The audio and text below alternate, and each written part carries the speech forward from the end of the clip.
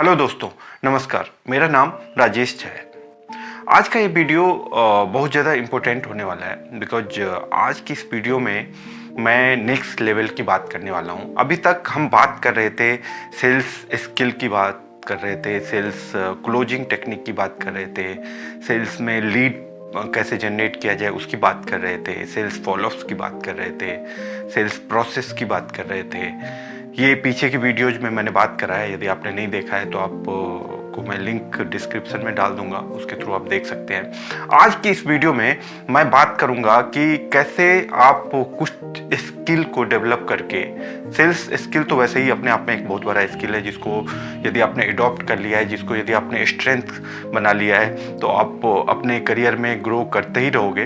But कुछ ऐसे skill है जिसको यदि आप ऐड कर लेते हो, जो आपके अंदर ऑलरेडी होता है, जिसको पॉलिश करके और स्ट्रेंथ कर लेते हो, उसको आप स्ट्रॉन्ग कर लेते हो, तो आपका करियर नेक्स्ट लेवल पे जाने के लिए रेडी हो जाता है। जहाँ पे आप एक टीम बना के अपनी जो स्किल है उस स्किल को उस टीम में ट्रांसफॉर्म करके उनको भी अपने जैसा बना के आप अपनी प्रोडक्टिविटी को कई गुना तक बढ़ा सकते हो और अपने लाइफ में कंटिन्यूसली ग्रो कर सकते हो।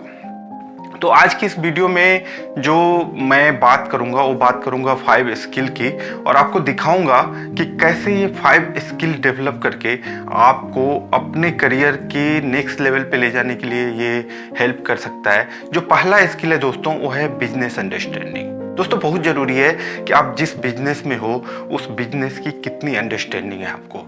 बिजनेस अंडरस्टैंडिंग से सिर्फ ये मतलब नहीं है कि आपको अपने प्रोडक्ट की पूरी नॉलेज है, आपको अपने बिजनेस की पूरी नॉलेज है। बिजनेस अंडरस्टैंडिंग से मतलब ये है कि आप जिस प्रोडक्ट में डील कर रहे हो उसमें आपका जो ऑर्गेनाइजेशन है वो कितना बिजनेस जनरेट कर रहा है, आपका पैरेलल ऑर्गेनाइजेशन जो है वो कितना बिजनेस जनरेट कर रहा है, आपके जो कंपटीटर है उनकी कितनी रेवेन्यू आ रही है उस बिजनेस से या उस पार्टिकुलरली प्रोडक्ट से। साथ में जो मोस्ट इम्पोर्टेंट चीज़ ये है कि आप उससे कितनी रेवेन्यू जनरेट कर पा रहे हो। जो सेकेंड पॉइंट आता है वो आता है डेटा एनालिसिस। दोस्तों आज की डेट में बहुत ज़रूरी है कि आपको डेटा एनालिसिस आना चाहिए। अब डेटा एनालिसिस क्या होता है? डेटा एनालिसिस के लिए 2 चीज़ें बहुत इंपॉर्टेंट है। पहली चीज़ है एक्सेल, दूसरी चीज़ है पावर पॉइंट। एक्सेल आपको वो सारी चीज़ें डिफाइन कर देता है जो कि आप बताना चाह रहे हो। बहुत ही इजीली सिंपल वे में आप किसी भी चीज़ को, किसी भी बिजनेस डिटेल्स को इजीली तरीके से आप डिस्क्राइब कर सकते हो एक्सेल के थ्रू एंड पावर पॉइंट के थ्रू। इसके अंदर दोस्तों जो थर्ड चीज़ होती है वो होती है नेटवर्किंग। नेटवर्किंग का मतलब है कि आप कितने लोगों को जानते हैं और आपको कितने लोग जानते हैं। ये एक नॉर्मल मीनिंग होता है, बट इसको ब्रॉडर वे में यदि आप समझोगे तो इसका मतलब ये है कि आप जितने लोगों को जानते हैं वो आपको कितने काम आने वाले हैं। I mean, कि जैसे मान लीजिए आपके पास आपके नेटवर्क में 500 लोग हैं, तो 500 लोग क्या आपके बिजनेस के रिलेटेड है? आगे जाके क्या आपको कोई 10 लोगों की टीम बनानी है तो इस 500 लोगों में से यूज कर सकते हो, या फिर आपको कुछ ऐसे 50 लोग चाहिए जिनको आप अपने प्रोडक्ट प्रेजेंटेशन देना चाहते हो, तो क्या आप उस 500 लोगों में से चूज कर सकते हो? तो ऐसा नेटवर्क आपका हो जो कि आपके लिए यूजफुल हो। अब इसको आप डेली बेसिस पे धीरे धीरे करके, हमने बात करी है लीड क्रिएशन की, दूसरे वीडियोज में बात करी है, तो वो भी आपको कस्टमर बनाने के लिए वहाँ पे यूज कर सकते हैं। बट आगे प्रोस्पेक्टिव से यदि इसको आपको स्ट्रॉन्ग करना है, आपको इसमें ऐड करते जाना है डेली बेसिस पे, वीकली बेसिस पे, मंथली बेसिस पे, तो इसके लिए जो बेस्ट सोर्स है वो हमें लगता है लिंक्डइन। आप लिंक्डइन पे एक प्रोफाइल बनाओ, यदि आपने ऑलरेडी बना रखा है तो उसको और स्ट्रॉन्ग करो और उस पर एक्टिव रहो, और उस पर अपने एरियाज के, अपने आपका जो की एरियाज है वो कॉमन फ्रेंड को ऐड करने की कोशिश करो।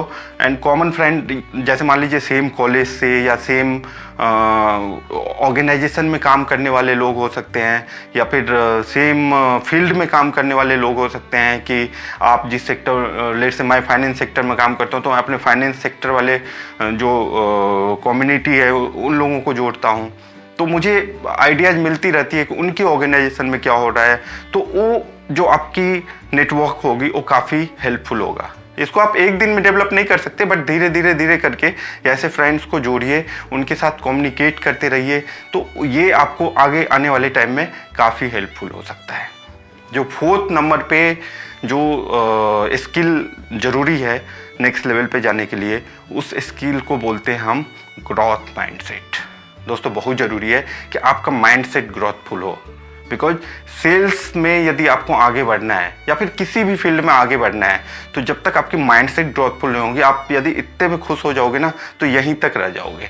यदि आप इतने में खुश होगे तो यहाँ तक रहोगे। यदि आप अनलिमिटेड आपकी एक्सपेक्टेशंस होगी तो आपकी ग्रोथ भी अनलिमिटेड होगी। इसलिए ये बहुत ज़्यादा ज़रूरी है कि आप कि माइंडसेट जो है ना वो बहुत ग्रोथफुल हो। आप हमेशा कुछ बड़ा सोचते हो, आप इतने से एक्सपेक्टेड, हाँ ठीक है, आपको ये होना चाहिए कि मुझे इतने टाइम में यहाँ तक अचीव करना है, इसके बाद यहाँ तक अचीव करना है, बट अचीव करने के बाद इतनी खुशी नहीं होनी चाहिए कि आप वहीं पे रुक जाओ।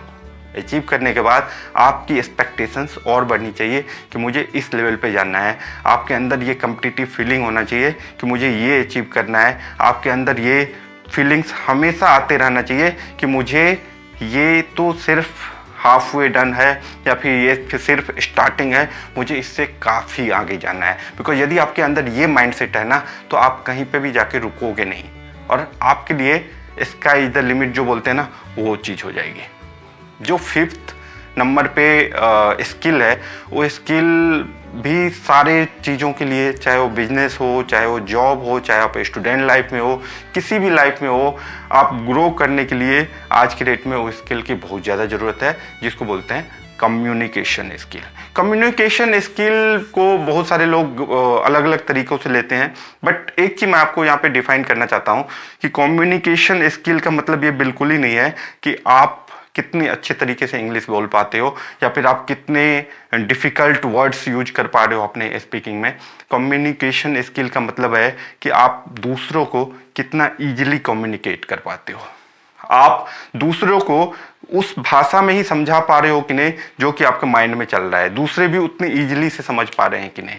इसको कम्युनिकेशन स्किल को स्ट्रॉन्ग करने के लिए 2-3 चीज़ आप कर सकते हो।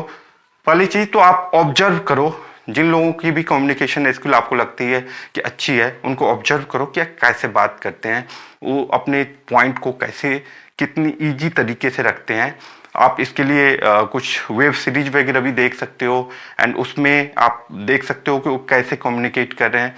जो दूसरा पॉइंट ये है कि लिसनिंग स्किल इसके लिए बहुत ज़रूरी है। यदि आपको अच्छी कम्युनिकेट करना है तो आपकी लिसनिंग उससे अच्छी होनी चाहिए, बिकॉज जब तक आपकी लिसनिंग स्किल डेवलप नहीं होगी आप कम्युनिकेट नहीं कर पाओगे अच्छे से। बहुत सारे लोग ऐसा होते हैं कि आप बात कुछ और कर रहे हो, उनका ध्यान सिर्फ इस चीज़ पे रहता है उनको क्या बोलना है, उनका ध्यान इस पे नहीं रहता है कि आप क्या बोल रहे हो, उनको सुन के उस पर रिप्लाई करना है, वो सिर्फ अपनी बताने में लगे रहते हैं। तो यदि ऐसा कम्युनिकेशन होगा तो बिल्कुल ही कम्युनिकेशन गैप होगा, कम्युनिकेशन कभी भी स्ट्रांग नहीं हो सकती।